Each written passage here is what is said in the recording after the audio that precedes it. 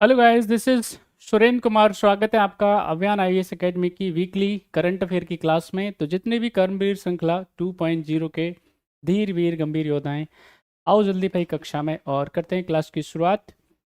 सारे बच्चे जितने भी महारती कक्षा में, सबको नमस्ते प्रणाम। स्वागत है आपका भाई अंकुश, तानिया जी, वर्णिका, याचिका जी और जितने भी बच्चे कक्षा में, सबका स्वागत है। मेरी आवाज़ आ रही है आप सबको? थोड़ा मुझे कमेंट कर दीजिए प्लीज़। अगर आप सुन पा रहे हो तो एक बारी प्लीज़ कमेंट कर दीजिए और बताएं कैसे हैं आप, क्या हाल चाल। आवाज़ आ रही है आप सबको कि नहीं?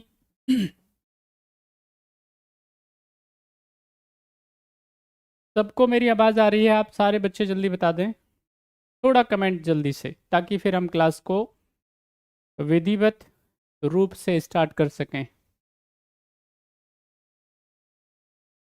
क्या आप सब सुन पा रहे हैं?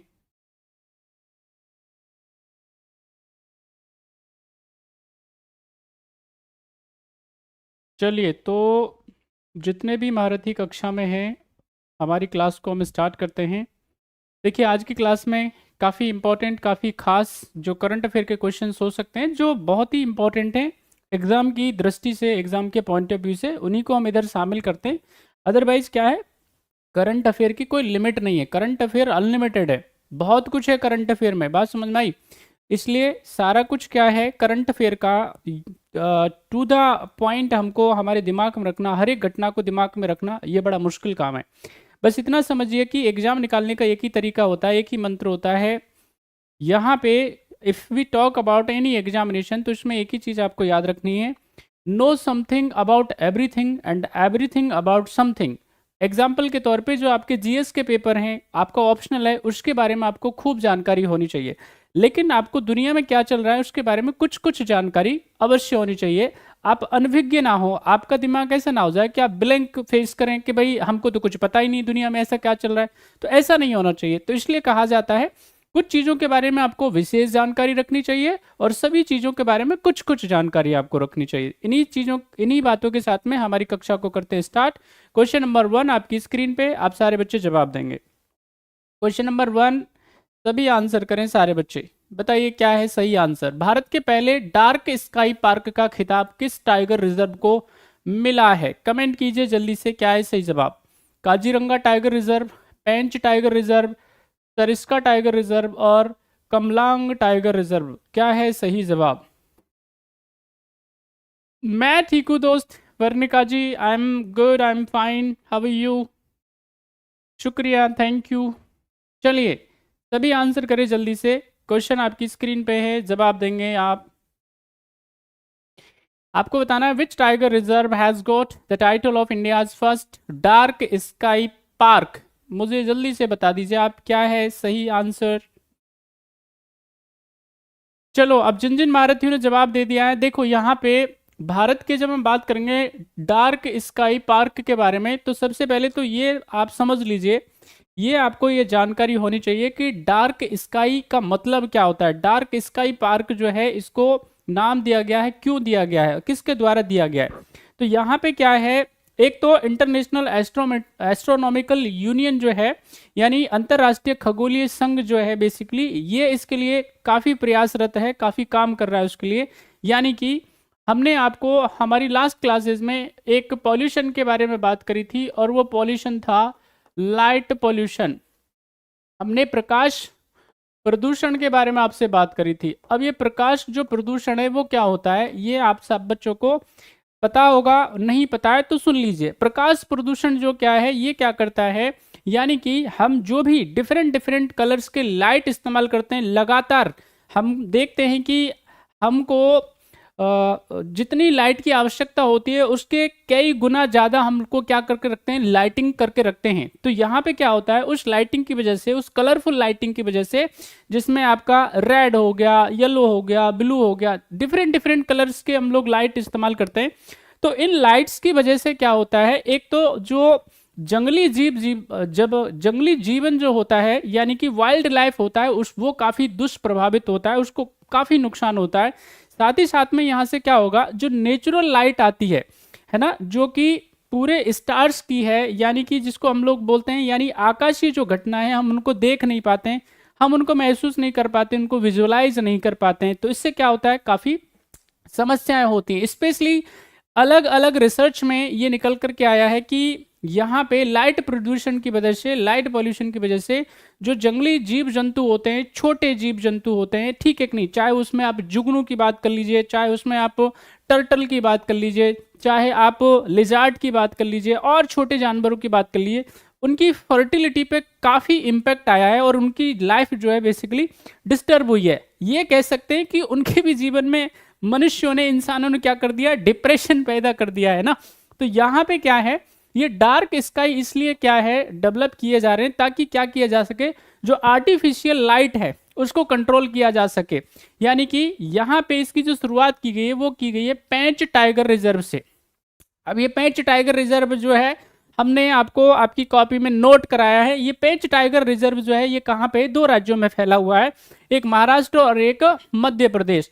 तो यहाँ पे क्या है, जो भी आर्टिफिशियल लाइट है, जो कि मनुष्य निर्मित लाइट है, उसको क्या करना, रोकना, और यहाँ पे क्या करना, जो नेचुरल लाइट है जो कि हमारी तारों से आती है ना, जिसको आप चांदनी भी कई बार बोल देते हैं, तो उसको क्या करना, उसको प्रमोट करना बेसिकली, ठीक है कि नहीं।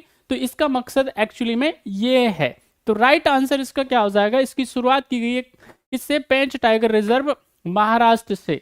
B is the right answer. Next question आपकी स्क्रीन पे है, करिए आंसर जल्दी से, क्या सही जवाब होगा। क्वेश्चन नंबर 2 का, स्वच्छ सर्वेक्षण 2023 में किन 2 शहरों को सबसे स्वच्छ गंगा शहर का खिताब मिला है, क्या है सही जवाब, जल्दी बताइए।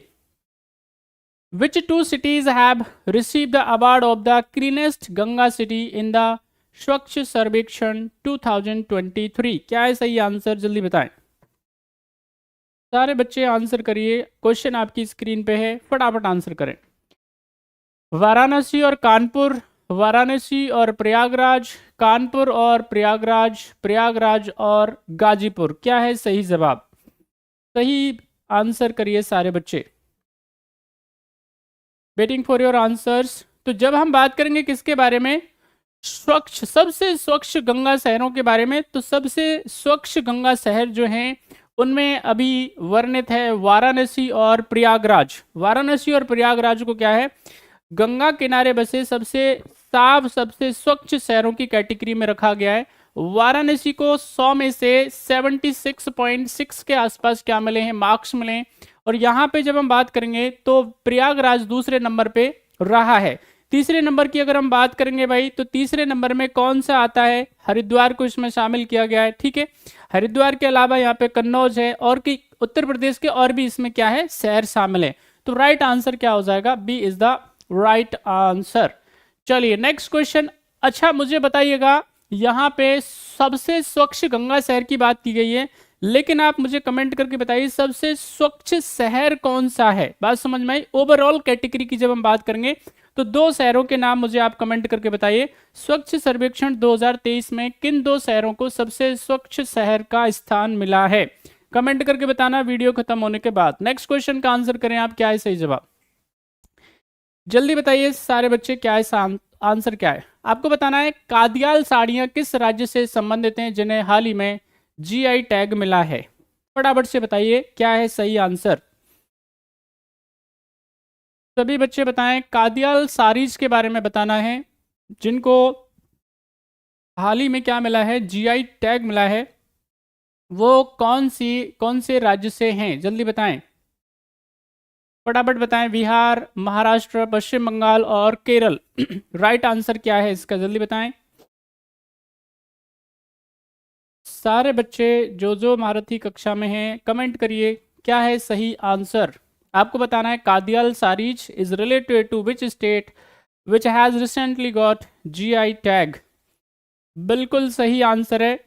तो यहाँ पे जब हम बात करते हैं कादियाल साड़ीज के बारे में, तो कादियाल साड़ीज जो हैं बेसिकली ये लगभग उनकी जो बनावट होती है वो जामदानी साड़ी के जैसी होती है, ठीक है कि नहीं। और इसका संबंध जो है कादियाल साड़ियों का वो किससे है, पश्चिम बंगाल से, यानी वेस्ट बंगाल से है। इससे पहले भी क्या किया गया है, गराड और 2 अन्य साड़ियों को क्या किया गया है, जीआई टैग यानी कि ज्योग्राफिकल इंडिकेशन जो टैग है वो उनको मिल चुका है, उनको प्राप्त हो चुका है। तो इसका सही आंसर है, the right answer is West Bengal C. Next question, question number 4 आपकी स्क्रीन पे, करिए आंसर जल्दी से,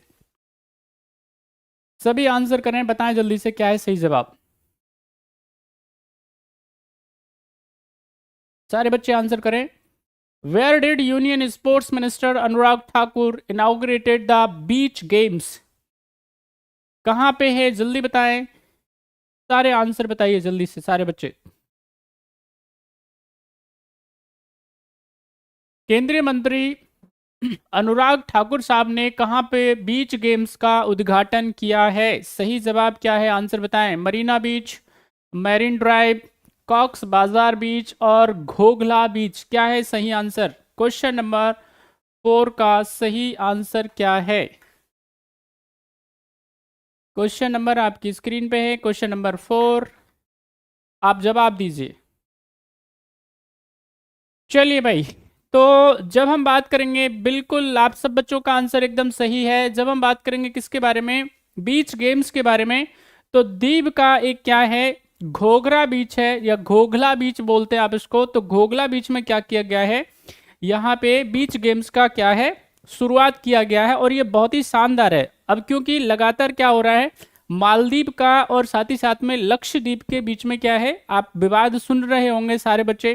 तो क्या होगा, जब इस तरह के गेम्स होंगे वहां पे, तो ओबियसली वहां पे लोग जाएंगे, देखेंगे, वहां पे वो कई तरह का लुत्फ उठा पाएंगे। यानी वहां पे घूमने फिरने का भी उनका जो काम है वो हो जाएगा और साथ ही साथ में वो क्या कर लेंगे, स्पोर्ट्स में भी पार्टिसिपेट्स कर लेंगे। बात समझ में आई? तो इससे क्या होगा, पर्यटन को बढ़ावा मिलेगा। तो लक्षद्वीप जो है बेसिकली वो ऑटोमेटिकली क्या होगा, आगे और बढ़ेगा, है ना। तो ज्यादातर भारतीय जो है मालदीव की यात्रा वात्रा क्या कर देंगे, स्थगित कर देंगे और किधर जाएंगे, अपने लक्षद्वीप की तरफ। और स्पोर्ट्स को भी क्या मिलेगा, समर्थन मिलेगा। तो राइट आंसर इसका क्या है, घोघला बीच जो है वहां पे क्या किया गया है, बीच गेम्स का उद्घाटन। उसमें विजेता जो रहा है ओवरऑल की अगर हम बात करेंगे तो उसमें मध्य प्रदेश को मिले हैं 7 गोल्ड, है ना। 7 गोल्ड जो है मध्य प्रदेश को प्राप्त हुए हैं। बाकी अन्य राज्यों को भी अच्छे, है ना, पदक वहां से प्राप्त हुए। खैर, अलग अलग गेम्स में अलग अलग बात है। चलिए फिलहाल एक का आंसर करेंगे आप। नेक्स्ट क्वेश्चन आपकी स्क्रीन पे, क्वेश्चन नंबर 5, सभी आंसर करिए। जय श्री राम भाई निखिल, जय जय श्री राम।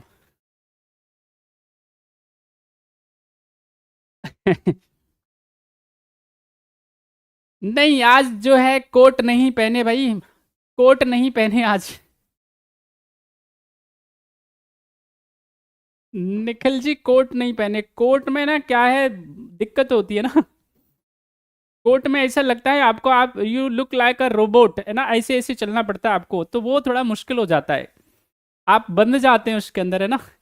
तो ये एकदम बढ़िया है, इजी है ना। चलिए आंसर करिए जल्दी से, सभी आंसर करें आप। क्वेश्चन आपकी स्क्रीन पे है, जल्दी बताइए। क्वेश्चन नंबर 5 का आंसर करें। भारत का पहला पनडुब्बी पर्यटन किस राज्य में शुरू किया जाएगा? क्या है सही आंसर? ऑल राइट, ज्यादातर बच्चों का एकदम सही जवाब है। देखिए यहाँ पे जब हम बात करेंगे सबमरीन टूरिज्म के बारे में, तो इसकी जो शुरुआत है वो कहाँ पे, गुजरात।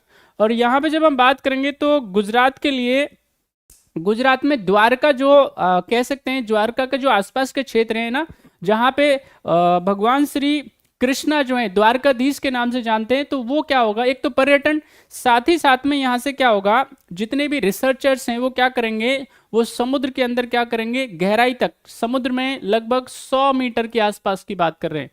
समुद्र के अंदर कितना, 100 मीटर के अंदर क्या कर पाएंगे आप, वहां पे घूम पाएंगे। जो समुद्री पर्यावरण है, इकोलॉजी है, उसको क्या कर पाएंगे आप, देख पाएंगे। साथ ही साथ में वहां से आप जिसको कह सकते हैं कि थ्रिल महसूस कर पाएंगे।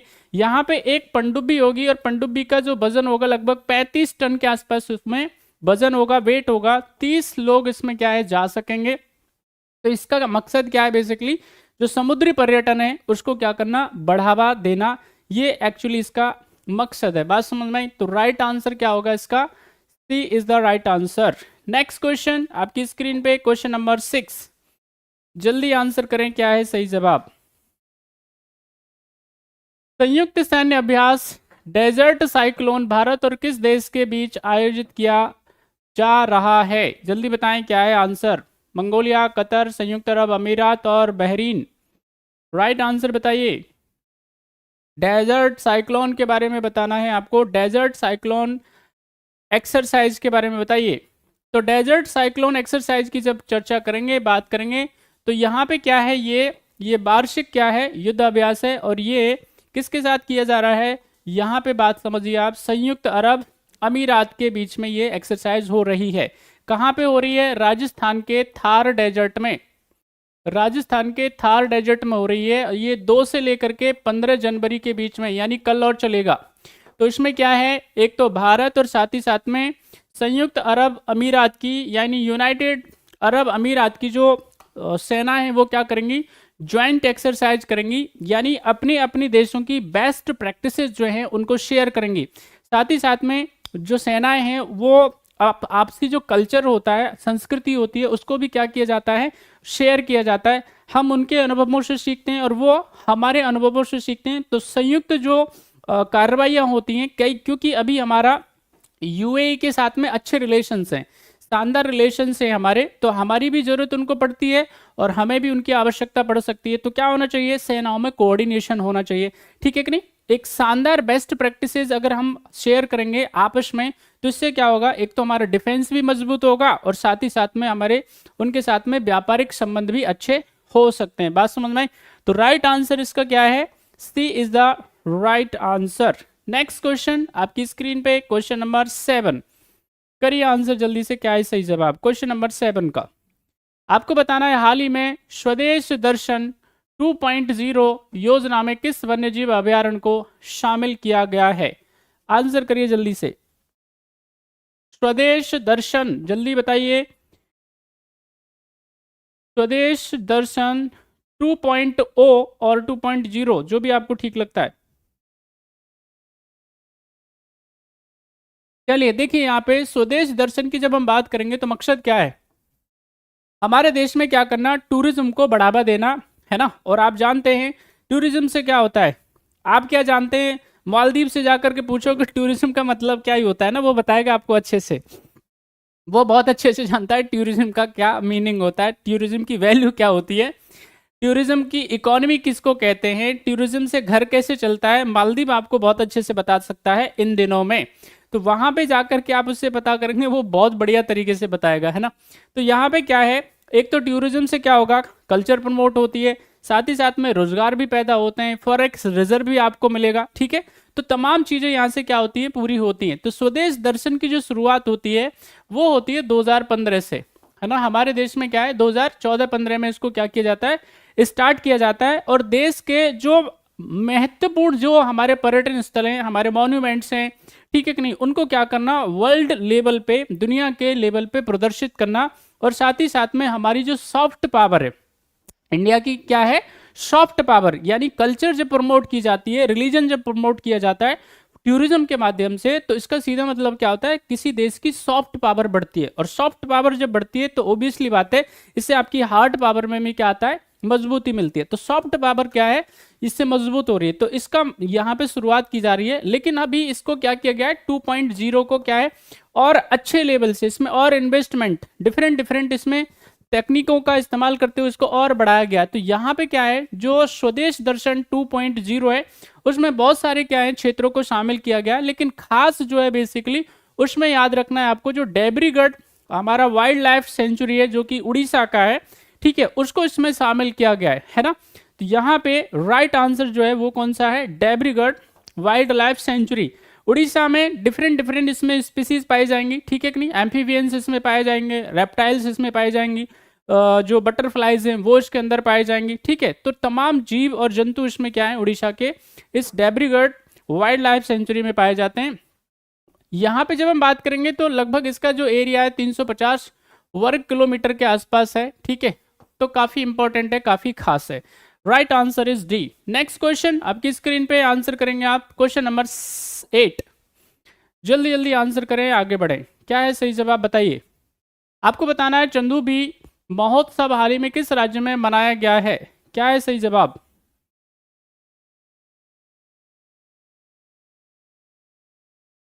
सभी आंसर करिए। चंदूबी महोत्सव और the festival was recently celebrated in which state of India? क्या है सही आंसर? बिहार, असम, वेस्ट बंगाल और हरियाणा।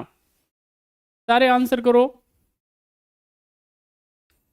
सभी कर्मवीर और धर्मवीर जल्दी आंसर करें।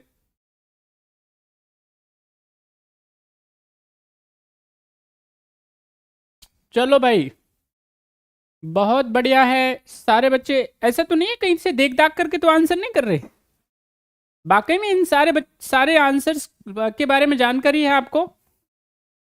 ठीक है बेटा, जिन जिन ने आंसर दिए हैं तो कल हम वापस से पूछेंगे जब इधर आएंगे तो, है ना? सबसे पूछा जाएगा बेटा छोड़ा नहीं जाएगा किसी को। कल पूछेंगे, कल तैयार करके आना ना। आंसर तो बहुत दे रहे हो आप। ऐसा तो नहीं इंटरनेट भगवान का सहारा लिया जा रहा हो। चलिए, चंदूबी महोत्सव जो है भाई, चंदूबी महोत्सव का जो आयोजन किया जाता है वो साल के पहले दिन से, ठीक है कि नहीं? इंग्लिश कैलेंडर जो होता है, साल का पहला दिन जो होता है, साल का पहला दिन मतलब जनवरी 1, तो 1 जैन से लेकर के चलता है। और साथ ही साथ में यहाँ पे मकसद क्या है, यहाँ पे एक तो असम का ये फेस्टिवल है। तो ये चंदूबी क्या है? रिवर है। चंदूबी रिवर भी है, उसी के किनारे पे, उसी के बैंक पे ये क्या किया जाता है? सेलिब्रेट किया जाता है। यहाँ पे मकसद क्या है? असम की संस्कृति को प्रमोट करना, है ना? वहाँ के खाने पाने को प्रमोट करना। ओड यानी कि हम कह सकते हैं कि वहाँ का जो ट्रेडिशनल जो वहाँ के कपड़े हैं उनको प्रमोट करना। साथ ही साथ में मजे की बात यह है कि एनवायरनमेंट, इकोलॉजी और बायोडाइवर्सिटी के कंजर्वेशन के लिए भी क्या है, ये डेडिकेटेड है। बात समझ में आई? यानी यहाँ पे पर्यावरण के लिए ये हमारे देश में क्या है, एक खास तरह का महोत्सव है जिसमें पर्यावरण, इकोलॉजी को भी प्रमोट करने के लिए बात करी जाती है। तो इसका सही जवाब जो है वो है Assam. Assam is the right answer. चलिए नेक्स्ट क्वेश्चन आपकी स्क्रीन पे, क्वेश्चन नंबर 9। सभी आंसर करो जल्दी जल्दी। क्या है राइट आंसर क्वेश्चन नंबर 9 का?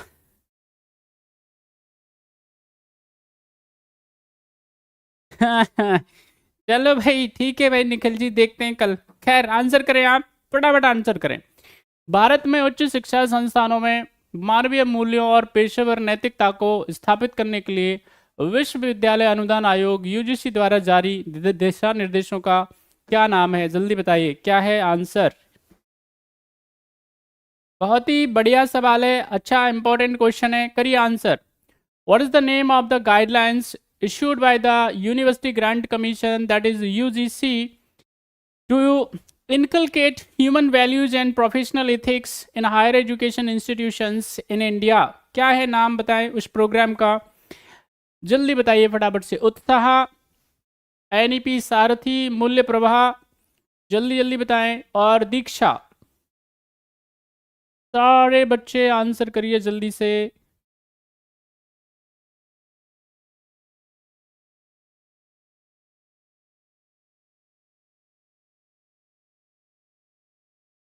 बहुत ही बढ़िया है, सबका आंसर सही है, शाबाश। बिल्कुल बिल्कुल बढ़िया आंसर है भाई। तो यहाँ पे मूल्य प्रवाह जो है 2.0 या 2.0, वो क्या है, उसका मकसद क्या है? इसको स्टार्ट किसने किया है? यूनिवर्सिटी ग्रांट कमीशन ने, यूजीसी ने इसको क्या किया है, इनिशिएट किया है। मकसद क्या है इसका कि जितने भी उच्च शिक्षा के संस्थान हैं, आप देखेंगे हायर एजुकेशन इंस्टीट्यूशंस में आप देखेंगे बहुत अलग अलग तरह की प्रॉब्लम्स होती है। इतना पढ़ाई लिखाई करने के बावजूद भी क्या है, they don't know how to talk with the students. बच्चों के साथ बातचीत कैसे की जाती है, किस आत्मीयता से बातचीत की जाती है ना?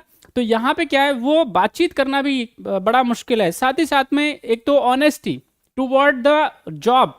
भाई हमको क्या करना है, ज़्यादातर समस्याएं क्या हैं, ज़्यादातर तो कॉलेज और यूनिवर्सिटीज़ में लेक्चर ही नहीं होते हैं, है ना? वहाँ पे पढ़ाई नहीं होती है, बड़ी मुश्किल होती है ना? जो अभी अभी जो वक्त होता है वो पढ़ाई लिखाई का होता है ना? और अगर मान लेते हैं उसी समय पे क्या नहीं होगी, पढ़ाई लिखाई नहीं करवाई जाएगी तो मुश्किल हो जाएगा। बात समझ में आई? तो यहाँ पे क्या करना है, एक तो मानवीय मूल्यों को क्या करना, आगे लेकर के जाना, ह्यूमन वैल्यूज को, यानी कि हर एक टीचर की, हर एक प्रोफेसर की, असिस्टेंट प्रोफेसर की ड्यूटी है, शिक्षकों की ड्यूटी है कि कम से कम बच्चों को सपोर्ट किया जाए, समर्थन किया जाए। अलग अलग तरह के बैकग्राउंड के बच्चे आते हैं, उनके साथ में अलग अलग प्रकार की समस्याएं होती हैं, है ना, व्यक्तिगत समस्याएं, पारिवारिक समस्याएं, समाज की समस्याएं। तो कम से कम क्या करना, उनको संबल देना, उनको समर्थन करना, उनको सपोर्ट करना, ये होना चाहिए। साथ ही साथ में यहाँ पे क्या करना, जो प्रोफेशनल इथिक्स है उसको फॉलो करना। भाई आपको पढ़ाई बढ़ाई के लिए 8 घंटे दिए गए, 6 घंटे दिए गए, 4 लेक्चर लेने हैं आपको, तो उनको ईमानदारी से लेना चाहिए। बात समझ में, ना कि ऐसा करना चाहिए घास काट देना चाहिए, निकल जाना चाहिए, नॉट लाइक दैट। तो यहाँ पे क्या है, यूनिवर्सिटी ग्रांट कमीशन ने, क्योंकि हमारे देश में क्या है, उच्च शिक्षा का जो मामला है वो अभी ठीक नहीं है। हमारे देश में 1000 से ज़्यादा, 1050 के आसपास हमारे यहाँ पे क्या है, यूनिवर्सिटीज़ हैं, जिनकी बात कर लो हम लोग सेंट्रल यूनिवर्सिटीज़ की, है ना। सेंट्रल यूनिवर्सिटीज़ की मैं बात करूँ तो उसमें जो सरकारी क्षेत्र की हैं, है ना, जो गवर्नमेंट सेक्टर की सेंट्रल यूनिवर्सिटीज़ हैं, अब देखो उसमें उनकी जो संख्या 56 है। इसके अलावा की जब हम बात करेंगे तो उसमें डीम्ड यूनिवर्सिटी हैं, उसमें प्राइवेट यूनिवर्सिटी हैं, उसमें स्टेट्स यूनिवर्सिटी हैं, दुनिया भर की हमारे यहाँ पे यूनिवर्सिटीज़ हैं। अगर हम कॉलेजेस की बात करेंगे तो कॉलेजेस की हमारे यहाँ पे संख्या में कोई कमी नहीं है। बावजूद उसके क्या है, यहाँ पे हम पूरी दुनिया में 3rd नंबर पे आते हैं उच्च शिक्षा के मामले में, है ना। हायर एजुकेशन के मामले में क्या है, दुनिया में 3रे नंबर पे आते हैं, और विद्यार्थियों के मामले में 2nd नंबर पे आते हैं। हमारे यहाँ पे सबसे ज़्यादा क्या है, उच्च शिक्षा में बच्चे पढ़ते हैं अमेरिका के बाद। बावजूद उसके हमारे यहाँ पे जो इंस्टीट्यूशंस होते हैं, दुनिया की जो तमाम रैंकिंग एजेंसियाँ होती हैं, चाहे वो टाइम्स हायर हो जाए, चाहे वो QS साइमंड हो जाए, हमारी रैंकिंग बहुत अच्छी नहीं आती है। सोचो आप, हम अंडर 100 में नहीं आते। जब अंडर 100 में नहीं आते तो इससे क्या होता है, हमारे जो शैक्षणिक संस्थान है उन पर क्वेश्चन मार्क लगता है कि भाई पढ़ाई लिखाई का माहौल क्यों नहीं है। एक्चुअली इसमें बच्चों को भी सोचना चाहिए और साथ ही साथ में टीचरों को भी सोचना चाहिए। ज़्यादा सोचना चाहिए किसको, टीचरों को। अगर हम बच्चों को चीज़ों को आसान करके नहीं देंगे, बहुत सामान्य तरीके से उनको पढ़ाने का काम नहीं करेंगे, और बहुत ही वर्नाकुलर लैंग्वेज में, जिस लैंग्वेज में बच्चे बात को आसानी से समझ जाएं, तो क्या होगा, इससे पढ़ाई लिखाई का माहौल हो सकता है अच्छा हो जाए, सुदृढ़ हो जाए, बच्चों को इंटरेस्ट पैदा हो जाए। तो मज़े मज़े में क्या है, क्लास होनी चाहिए, बट एक्चुअली में वो हो नहीं पाती है, नहीं हो पाती है। तो फिर बच्चों को क्या होता है, पढ़ाई लिखाई से मोह भंग होता है। हमारे यहाँ पे एक ही चीज़ है, और वो क्या है, कंपटीशन, मार्क्स ज़्यादा लेकर के आने किसी भी तरीके से, जो कि सही परंपरा नहीं है। तो यहाँ पे क्या है, इसी को आगे लेकर के जाना मकसद क्या होगा, मूल्य प्रभाव प्रोग्राम का ये मकसद होगा। द राइट आंसर क्या है इसका, C is the right answer. Next question, अंतिम क्वेश्चन आज की सीरीज का, क्वेश्चन नंबर 10। जल्दी बताएं क्या है सही आंसर और फिर आगे बढ़ेंगे। हाल ही में रक्षा अनुसंधान और विकास संगठन यानी DRDO के द्वारा लॉन्च की गई असॉल्ट राइफल का नाम क्या है। सभी बच्चे जल्दी जल्दी से बताइए क्या है सही आंसर।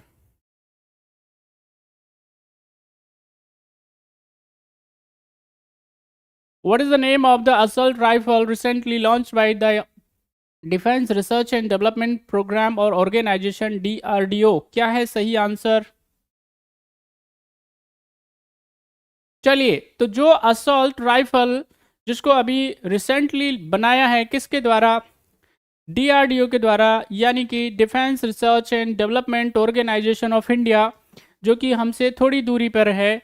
उस असॉल्ट राइफल का नाम है उग्रम। तो यहाँ पे इसको क्या किया गया है, उग्रम को बनाया गया है, और उग्रम को रिकॉर्ड कम समय में बनाया गया, 100 दिन के अंदर अंदर क्या कर लिया गया है, इसको बना लिया गया है। अब यहाँ पे आप देखेंगे कि ये क्या है, ये सिर्फ और सिर्फ 4 kg की क्या है, ये असॉल्ट राइफल है। इससे क्या होगा, स्पीड बढ़ेगी हमारी सेना की, है ना। अभी तक हम क्या है, हमें अभी AK-203 जो है वो इस्तेमाल कर रहे हैं। इसकी स्पीड भी ज़्यादा है, और साथ ही साथ में जब हम बात करेंगे इसकी फायर रेंज के बारे में, तो इसकी फायर रेंज भी क्या है, काफ़ी ज़्यादा है। 500 मीटर तक, ये मान लीजिए आप, है ना, 500 मीटर तक क्या कर सकते हैं, ये दुश्मन को मार गिरा सकती है, अपने टारगेट को हिट कर सकती है। तो इसको बनाने का काम किसने किया है, DRDO ने, और नाम क्या है उस असॉल्ट राइफल का, उग्रम नाम है। तो गाइज आज थे ये 10 वेरी इंपॉर्टेंट क्वेश्चन जो कि करंट अफेयर के मामले में थे। जाकर के फिर से देख लेना, जो सवाल आपसे पूछें जवाब जरूर देना है, अपना ख्याल रखना है, पढ़ाई जरूर करना है। जय हिंद।